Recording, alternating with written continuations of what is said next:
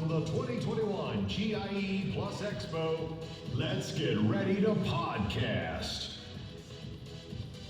It's GIE Influencers Live.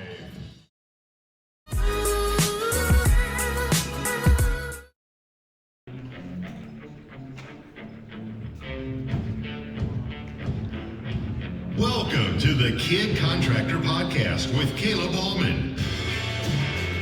On this show, we interview top green industry, construction, and business professionals. Your host, Caleb, runs a successful 7-figure business with his wife, Brittany, and has over 20 years in the industry. The kid has learned some valuable lessons he wants to share with you. The principles discussed will energize and empower you to crush your goals.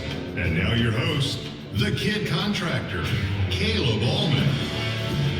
Hey everybody, welcome to the Kid Contractor Podcast. True Kid Contractor Podcast fashion. They told me to wait for the music to die out, and they weren't going to let me go over that one forever. So, folks, for those of you that aren't familiar with the Kid Contractor Podcast train wreck that it is, you are in for a wild ride today. Here we go. It's going to be a true Kid Contractor Podcast fashion as well. I find inspiration for topics and things in funny places, and thought of some stuff last night that I want to touch on. I had nothing to write it down with, and I don't make notes on my phone. So I came across someone gave me a hat, and this was when I took it out of the hat and made all my notes on this. So today, folks, on the show, we got Shawn and Savannah Spencer. We're really excited to have you guys on. Hello, how you doing? Great, how are you?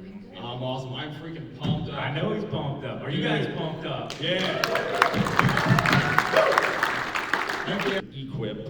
Equip show, exposition, whatever. Rookie on that. Dude, it's GIE+EXPO. GIE+EXPO, there we go. So that's rebranding that for next year for 2023 there, 2022. Yeah, I did that the other day, said the wrong year. GIE 2022, trying to be, okay, so it's October 2022.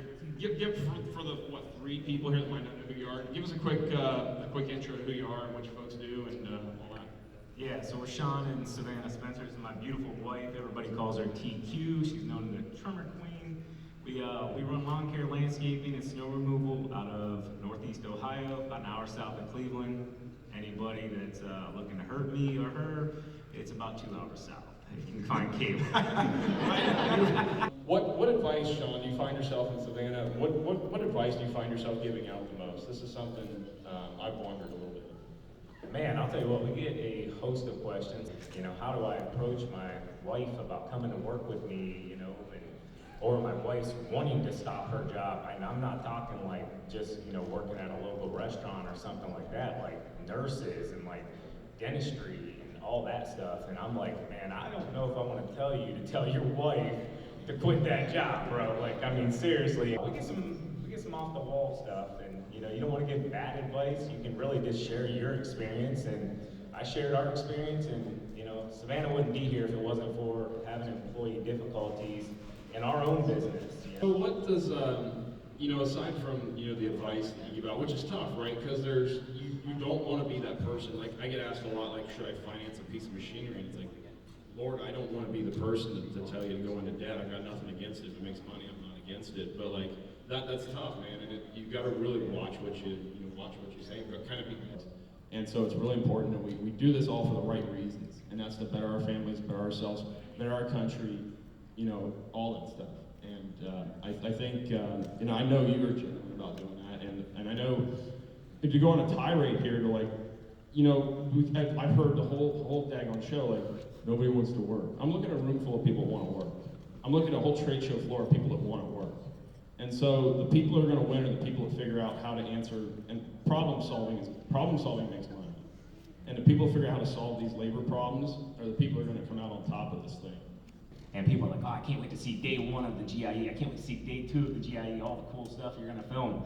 I have not got to film anything. So I feel like I'm already letting them down. You've been pulled in so many directions. You make these sacrifices, and then you have to be there, and it's like you still want to enjoy everything. Like, we want to leave here and just go.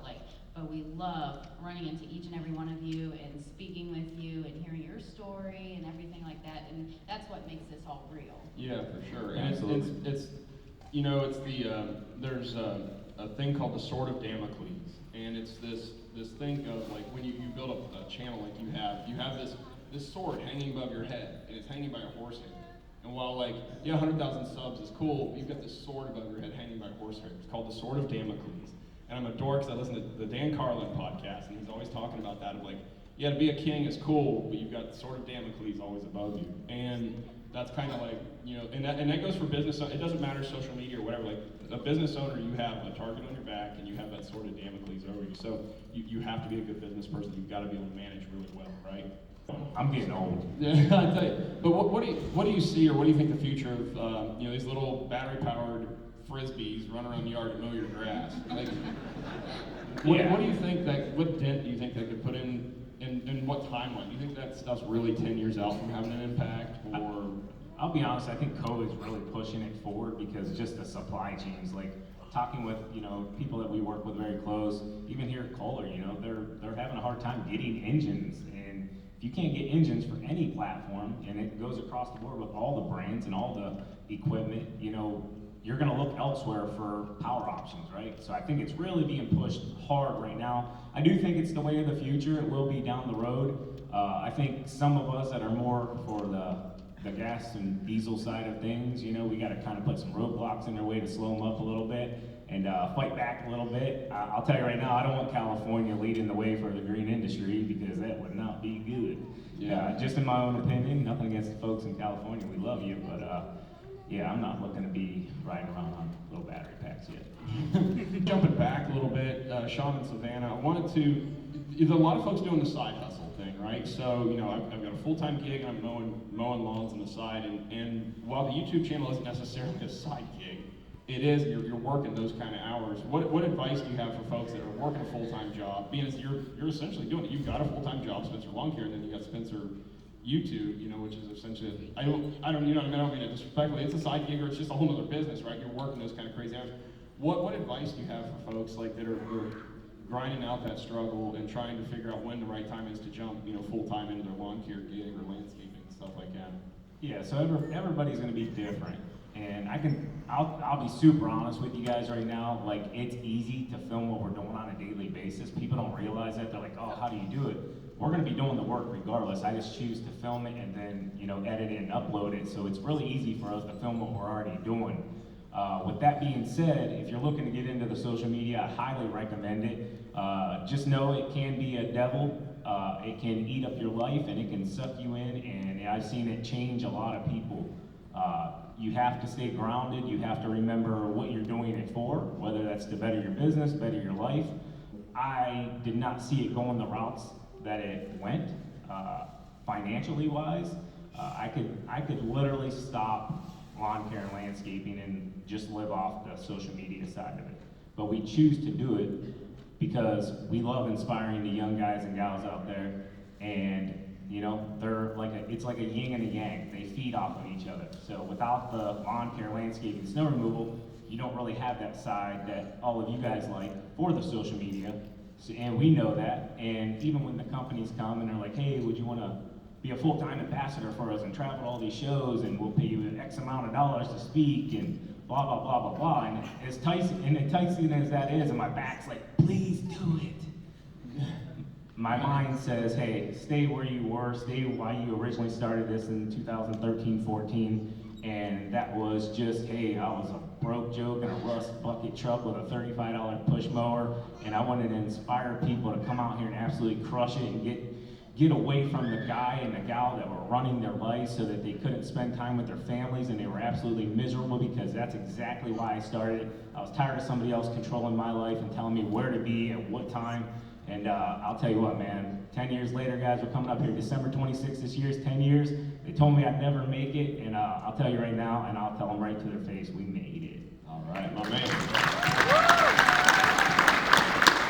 I think we were supposed to take some questions from John.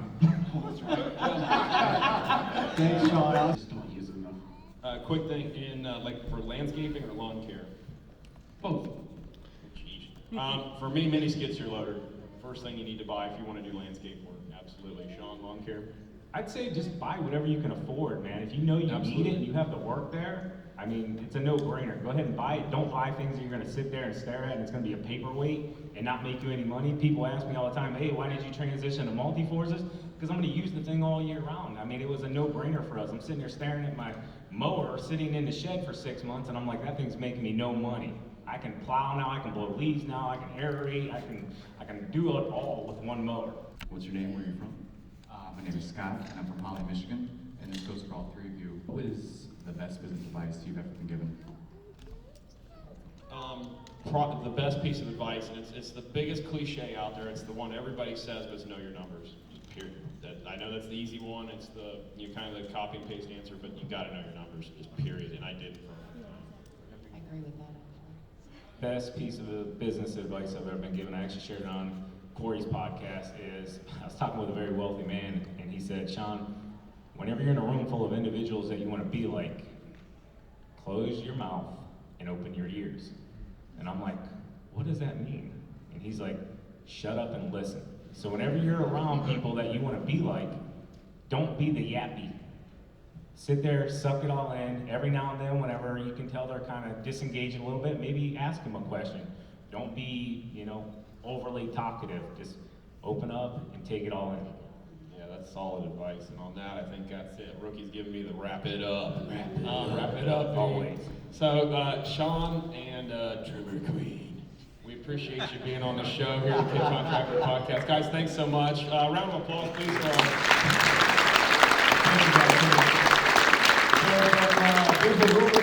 GIE, folks, sign out here from the Kid Contractor Podcast. We look forward to getting to you on the next one. We'll see you.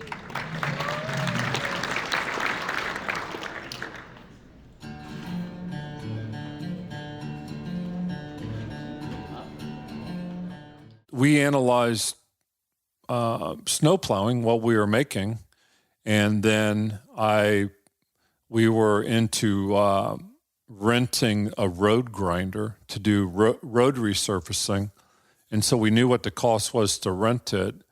And from the analysis, I was able to say that